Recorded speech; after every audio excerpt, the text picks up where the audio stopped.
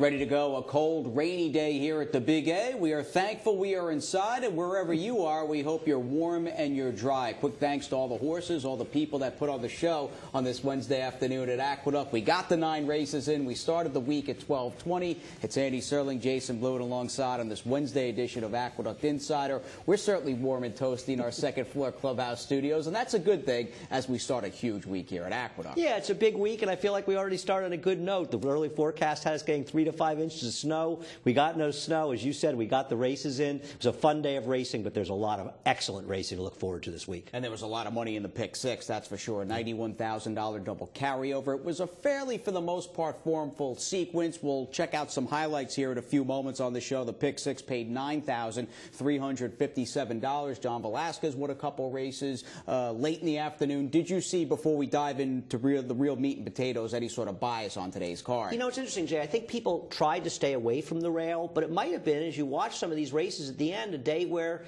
the track might have been pretty fair overall. It certainly wasn't a bias helping speed along. Closers did fine in the races. From what I saw, it seemed pretty fair. You always feel like you want to be outside, but the way the last winner gutted it out down the stretch, I have to think the track was fairer than we originally thought. All right, 10 races here Saturday. An early start over the next few days. We'll have that first post of 11:35 here tomorrow, Thanksgiving. Back-to-back first noon posts on Friday and Saturday. Cigar Mile Day, 10 races in all. It is going to be a good one. And the Cigar Mile, in fact, drawing a field of 9, the 26th running, and the first cigar to be run since the Great Horse passed back in October. Yeah, and it's an interesting race because you've got horses like a Vijack, It's My Lucky Day, and a Transparent that have been more pointing for this race as opposed to a trio of horses, Private Zone, Secret Circle, and Bourbon Courage, that all come out of the Breeders' Cup Sprint. And, of course, Secret Circle is running for $1 million in this race as he won a Breeders' Cup race in 2013. And actually, Bob Baffert is looking for his 4th career win in the Cigar Mile. Secret Circle, red and orange, Private Zone, purple blinkers, and Bourbon Courage just getting into the picture. Of the 3, who do you lean towards the most coming out of the BC Sprint? I just don't know, Jay, because you're supposed to want to take Bourbon Courage because you see him flying on the outside. It's not because it's a closing sprint or stretch to a mile. If anything, I think more distance is bad for him. I think 7 furlongs would be better. It's that he was the only horse making up ground in that Breeders' Cup Sprint. The rest were running a merry-go-round.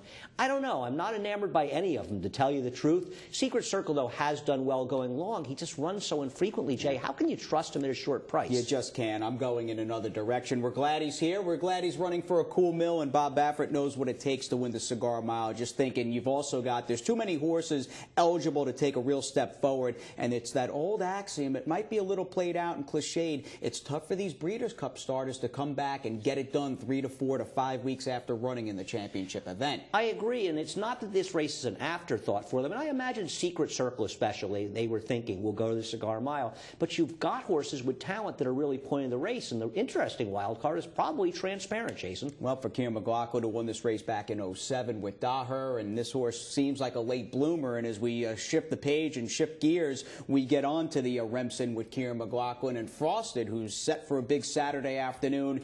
2 pages worth of slates here. We have an oversubscribed field or a subscribed field of 14, and Frosted is way on the outside as one of 2 trained Kieran horses in the mix. Yeah, you know, Jason, I've looked at this race for about 10 minutes. I see Eric has Frosted a 3-to-1 favorite, and one thing I know, when I argue with Eric's line, I end up looking the fool.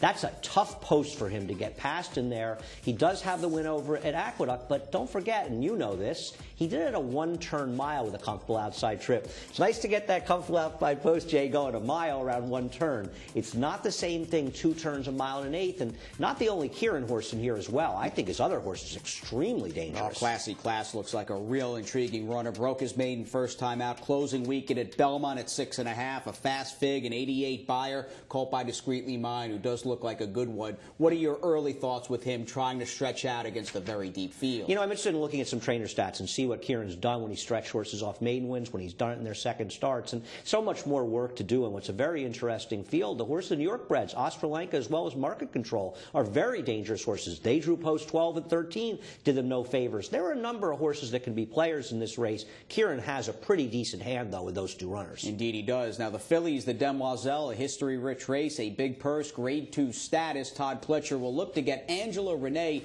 back on track. She is the 2-to-1 morning line favorite, dropping out of a failed attempt in the Breeders' Cup Juvenile Fillies out in California. and she starts for a barn. As we look at her chandelier, her Grade 1 win 2 starts back for a barn that's won this race the past 3 years. I don't know what to do with her. You know, she got an absolutely perfect trip in the race that we're looking at, and overall it's been a bit of a disappointment. Now, she's going to get pace to run into. I want to watch her Breeders' Cup again. I want to know, is there some issue that she had in there? Can we give her an excuse for that race? Because, man, it's tough to take her at a short price.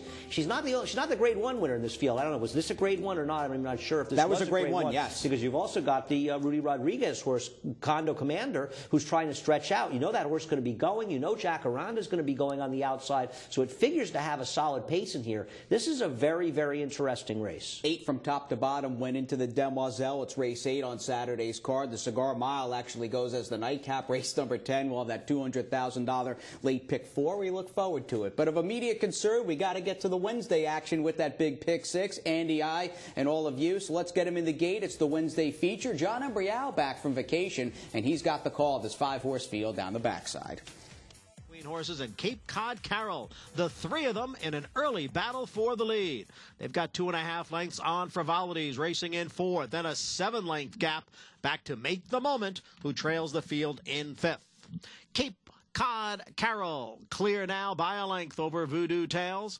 On the outside is Trail Walker, who's racing in 3rd. The opening quarter mile, 23 seconds over this sloppy Aqueduct main track, and now they're going into the far turn. Cape Cod Carroll in front by 2.5 lengths now. Voodoo Tales, Frivolity, their heads apart, 2nd and 3rd, with Trail Walker now trailing off and being passed by Make the Moment. Cape Cod Carroll has the lead over Frivolity, the half one in 47 and 2. Make the Moment now up to 3rd, and Voodoo Tales is back running in 4th. Cape Cod Carroll still the one to catch, and she's in front by almost 3. Make the Moment on the outside takes 2nd. Frivolity is 3rd. It's Cape Cod Carroll. Here comes Make the Moment. Cape Cod Carroll and Make the Moment. Nothing between them as they come on down to the line. It's Cape Cod Carroll. Make the Moment on the outside. Looked like Cape Cod Carroll got her nose to the wire first, but it's a photo. Cape Cod Carroll or Make the Moment. Frivolity. Late in the year, Johnny V still getting it done. He's on the winner, Cape Cod Carroll. This is a very good example of legal herding by Johnny. He comes out, but he doesn't really force the other horse out. He doesn't even he comes close, but not right there to making contact. And while I get annoyed by herding, as you well know, and think it can be used and it should be adjudicated differently, this is one where I think Johnny showed what an old pro he is. An old pro who just turned 43 2 days ago. Belated happy birthday to John Velasquez, who turned 43 on Monday afternoon. And I'll tell you, going forward, and he'll spend the winter, as is the usual, down in Florida at Gulfstream Park. This March marks 25 years from John Velasquez's first win in the United States. 1990 won his first race in the U.S. Pretty amazing. Yeah, it just shows that we're getting old as well, and he's still riding in top form. Top horse to have, and really the horse that made the pick 6, Jason, paying $20 and the biggest price in the sequence. The second winner, the second place finisher, she just hung in there. The favorite, Voodoo Tales, I don't know how you bet her going forward. It just doesn't look like she's the same horse that was bringing up 90 buyers. Consecutive 90 figs in June and July, sat out all of Saratoga, and she's 0 for 3 since then, coming back, and all 3 at short prices. And she just doesn't have the speed she used to have. There was a time when she would have outrun Cape Cod Carroll quite easily in that race. She could barely keep up with her. She just doesn't seem like she wants to run anymore. Well, that was the second consecutive win, as you noted, for Johnny V, Jimmy Ryerson, and the Generasios. We'll look at their win in race number 7 a bit later in the show, but race number 2 is where we're going next. Start of the early pick 4. They're way down on the backside out of the 1 mile chute in this off the turf 3 and up claiming race for some tough older horses. And those two are heads apart for the lead, with Conspiracy on the outside racing in 3rd. Treasury Devil, Matoris right together 4th and 5th. Gap of 3 to Newbin Ridge in 6th. Lieutenant Shawnee O is in 7th, and it's another 5. Back to Associate. The odds-on favorite is the last of 8. The opening quarter mile in the slop in 23 and 4/5 seconds. Slim Shady down on the inside leads here by a length, with Finding Candy giving chase in 2nd. And then it's Treasury Devil running in 3rd. Newbin Ridge rallies down at the rail into 4th. Then comes Conspiracy in 5th, but Taurus is on the outside. 4 lengths to Lieutenant Shawnee O. and another 4 to Associate, who continues to trail. The opening half, 47 4/5 seconds. Slim Shady is the one to catch here. Slim Shady in front now by 2. Treasury Devil is on the inside of Finding Candy. Those two are heads apart. Break of 3 to Matoris. Associate making a wide move as the field comes for the top of the stretch. 3/4 win in 1:13. It's Slim Shady in front by 2.5 lengths. Finding Candy on the outside in second. Treasury Devil has tailed off. Then it's Newbin Ridge as they come down for the 16th pole. Slim Shady is drifting out, but holding on to the lead. Slim Shady in front, and Slim Shady is the winner by 2. Finding Candy was second. Then Treasury Devil, Newbin Ridge, and Lieutenant Shawnee O. Well, Slim Shady stood up out of the starting gate, set the pace, drifted a bit, but he's home free for David Jacobson in race 2. He was betting here. He didn't really look on paper like he was going to get as much money as he did. And the favorite in this race, Associate, did absolutely no running whatsoever. And Slim Shady was able to boss him the whole way. Luis Saez, the winning rider. Now, Associate was pulled up after the race, banned off. There was a $50,000 claim put in by trader David Jacobson and Drawing Away Stable. They had the option of void it. They did void it. We hope Associate is okay, but a good effort by Slim Shady, second choice in race number 2, as we are just getting underway on this Wednesday edition of Aqueduct Insider. It's dark outside. The last race looked like the Midnight Classic. Andy and I and all of you are coming back on MSG+.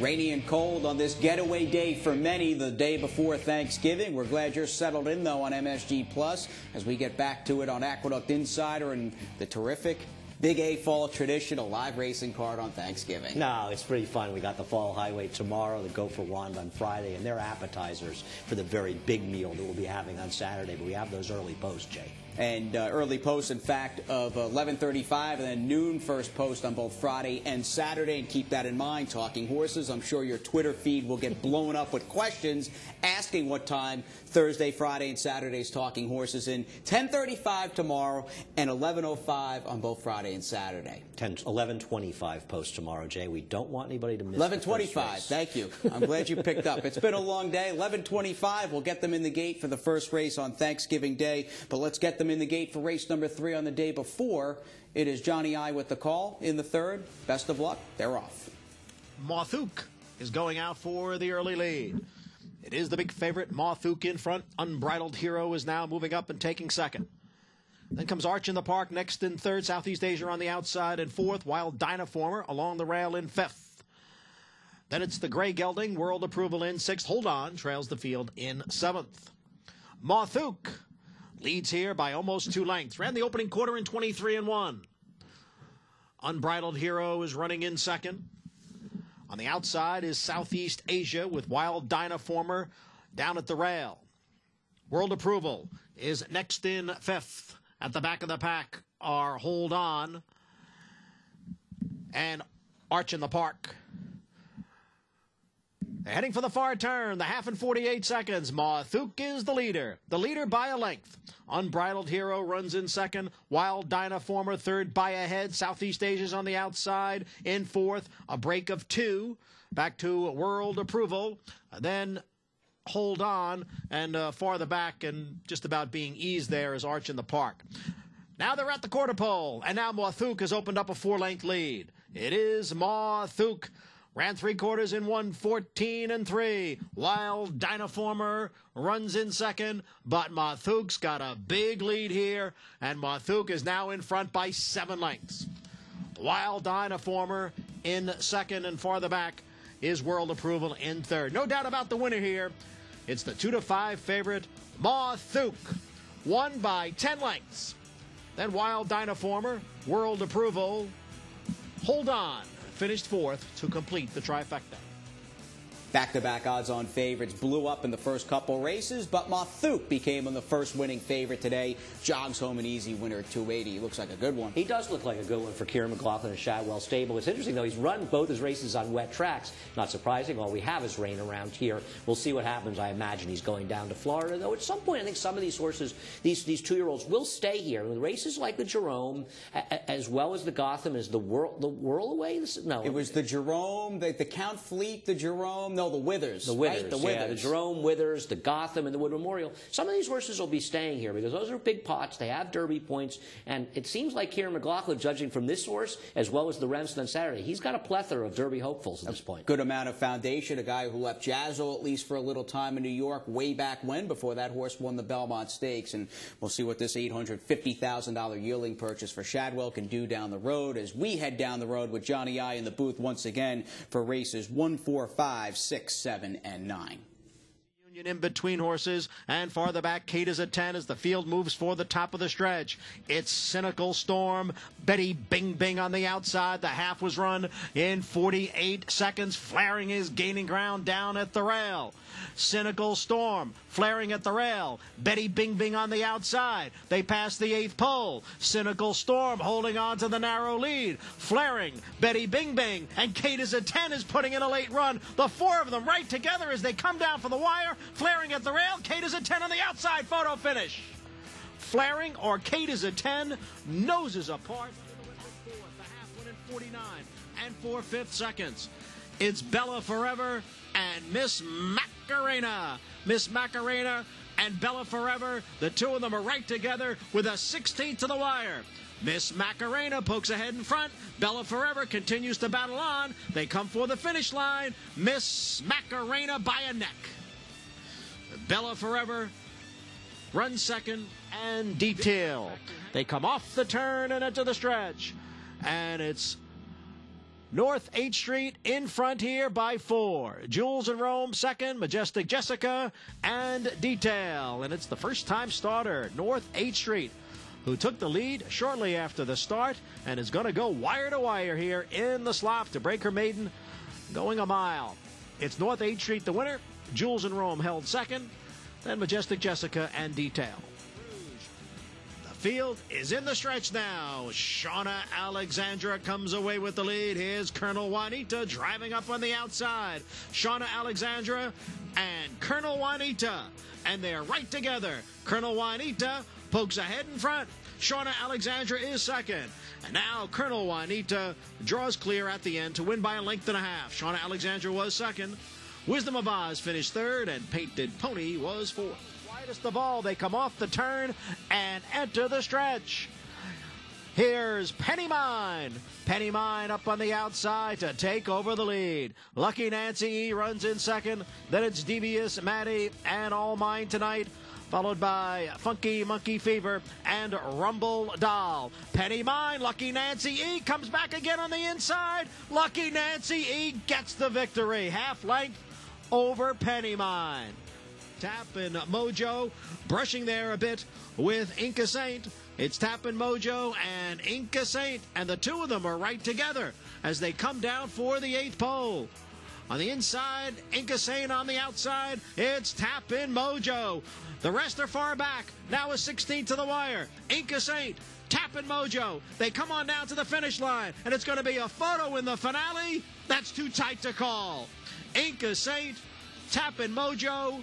It was 10-4 over and out in the nightcap. Abigail Adset scoring her first ever win for Drawing Away Stable as one of her new clients in the last race with Inca Saint, who was pretty game and determined, riding the rail to victory beneath Erod Ortiz Jr.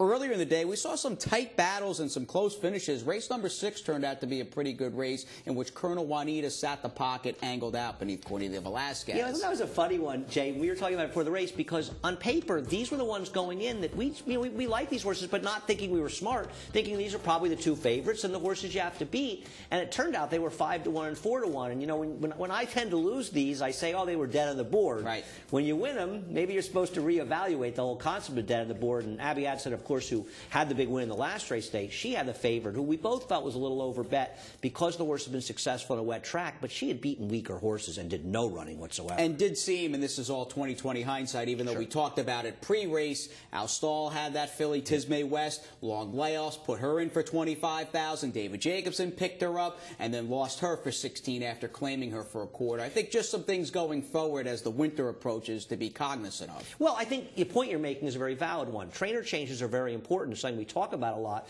But if you're a trainer that's getting a horse from top trainers, it's not going to be easy to improve those horses. And I think that's saying it's not a question of necessarily who claims them, it's who had them before. It's a very short fall meet here at Aqueduct, and we are getting down to the nitty-gritty, with tomorrow obviously being Thanksgiving with that early post of 11:25. We'll check out the jockey standings here on MSG+. Cordelia Velasquez, who had a quiet day, but did bring home Colonel Juanita at an overlaid 5-1. Well, he's your leading rider here with 27 wins. Yeah, but Ron Ortiz is looking to do what he couldn't do at Saratoga. He came close. He did at Belmont Park, and he's looking to make a big close to get it done. We'll see if Cordelia can hold him off as we head to the later stages of the main track meet. And David Jacobson has won the last couple of fall meets here at Aqueduct. He is looking for his third sweep. He is well in front of Rudy Rodriguez. Both these guys see plenty of action in stakes here over the next few days. It'll be interesting to see what happens, and we'll get right into the owner standings on the afternoon. Drawing Away Stable has been #1 along with Michael Dubb, and they had to sweat it out there with Tappan Mojo in the last, but Inca Safe would not be denied. 7 wins going into Thursday's program, and claims on the afternoon. Let's check. We mentioned the associate deal back in race #2, but there were 4 other claims on the day. Well, interesting claim by Rudy Rodriguez and Vince Scuderia. Colonel Juanita out of that race, and Bruce Levine taking for himself Sean Alexander, the 1-2 finishers in there. Miss Macarena for Chris Englehart. Well, we'll see if he can get her forward. You know, she hasn't run badly in her starts. She's better than she ran today, too. Yeah, maybe she didn't really care for the slop. She's still good at out the win in Cynical Storm, who really had no excuse at around 4-5 or so of the day's opener. Was claimed out of the first race as we begin our final segment on the show at the rainy Big A when we come back on MSG+.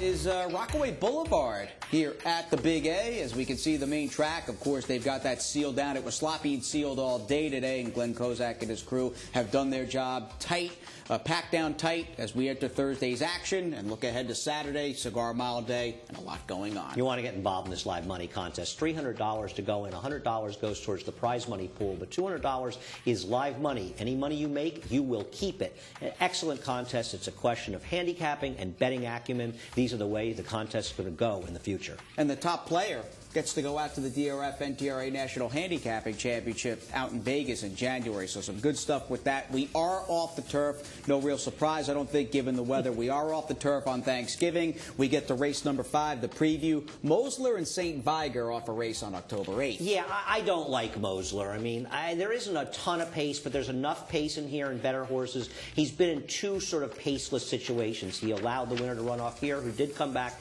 and run well in Discovery. The time before that, a very slow pace. I think he's got tougher horses. I think St. Viger is going to get more pace to run into second race off a layoff. I believe he'll improve off that. Here's Fox Rules. Finger Lakes Horse of the Meet announced just a couple of days ago. Good to have the state bred with Jeremiah Englehart. What do you think? We'll see. I think, you know, whether or not he's going to be better around 2 turns on the inner is really one of the questions. This is a tough field, but at times he's run some good races. And a horse who, when he broke his maiden as a 2-year-old, beat the future Grade 1 winning Unbridled Command. Oh, very good call. Turf horse for Tom Bush.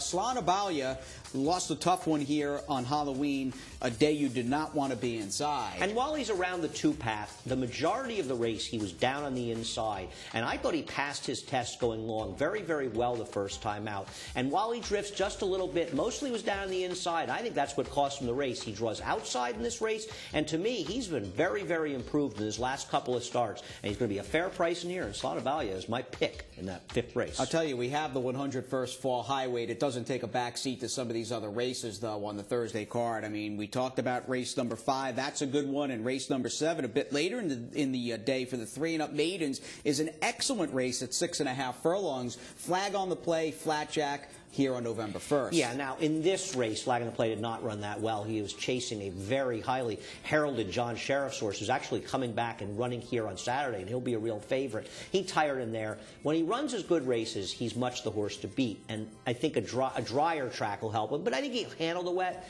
He's just had a lot of chances, Jay, and I'm looking to try to beat him here, but he's a major player. Indian Brute. He's got the yellow sleeves, blue cap. This is him September 14th of 13. Yeah, he's got that white shadow roll. He's in third right now, and he was basically 3 wide around the track. You see him trying to split horses here, but this was a gold rail at Belmont Park, and the majority of the race was spent chasing on the outside, a live field, a little bit green in here, ducking in and out. Now, he's coming off a long layoff for Barclay Tagg, but I'll tell you something. He ran well in his first start, and he's a major player. Yep. I'm very interested in Marble Falls, the 5-horse near the one outside of Flatjack. It's going to be a big price for Bill Mott. He's turning back in distance, and I think he's been gradually improving for Bill, and each one of his 3 maiden races have been better than the ones before that, and tomorrow's race might be the day he gets to strut his stuff a little bit at a big price. He's run 3 times, that horse, Marble Falls. He has lost a 3-alarm fire at Liam's Map in 2 of them. He's been keeping good company. Quick Pop to Seagate. He's the firster for Darley and Keir McLaughlin by Distorted Humor out of Cocoa Beach, and he's a full brother or a half brother to Imperia, who was pretty good on the turf earlier in the year. Well, that one's good on the turf. This one's going short in the dirt. Now, Cocoa Beach, the dam, was a Grade 1 winner on dirt and turf, I believe, so has a right to throw one. But, you know, I just don't want to bet these 3-year-old first-time stars in these spots. Not to say that horse can't run, and obviously if he takes a lot of play, probably makes him more dangerous. Race number 8, the 101st Fall High Weight. The first running, 1914, won by Cumley. Here's our first replay. Saludos Amigos at River Rocks and the Bold Ruler. Well, as you watch the next 2 horses, you're going to realize that Saludos Amigo came blowing by the horse, the Bold Ruler, before about 10 minutes later, running in the Breeders' Cup Sprint, is going to get pace to run into. He is the horse to beat because of the dynamics, and I imagine his stablemate in here, who's coming off the layoff, is going to be running in that strapping room. He's going to be running, I believe, this weekend at Penn National. Back in Captain Sirius are 1-2 at this point on October 2nd. Do you like backing out of the BC Sprint? The thing about Bakken is you're just not sure who's going to run here and who's going to run at Penn National. Now, he's going to have to deal with the next horse we're going to talk about in the front end. Can he stalk that one and hold them off? Well, he did well enough when he finished second, the True North, stalking the pace. When he couldn't hold off Palace, but he did hold off Saludos Amigos. But nobody's going to run with this filly in the beginning and be there at the end. Well, that's La Verdad. You mentioned Palace. Linda Rice won the Fall High Weight a year ago with that New York bred. She is back with this filly who's looking to join Tawi and Honorable Miss, among others, as fillies who beat the boys. As well as What a Summer, who I believe won this race also. Some pretty heady names in there. She is very, very fast. We'll see if she can win this race. She adds a lot of flavor to it, and the Fall Highway is always one of our favorite races every year. 126 pounds. Are you ready? And she'll carry 126 lightweight, pounds. Yeah, she's the lightweight. She's getting weight from just about everybody in the field. As the buzzer has sounded, this was a fun show, as always, with the Dr. Serling next to me. We thank you for tuning in. We hope you've got your light on here as we end the show. Have a great Wednesday night. We'll see you back for Thanksgiving at 11:25.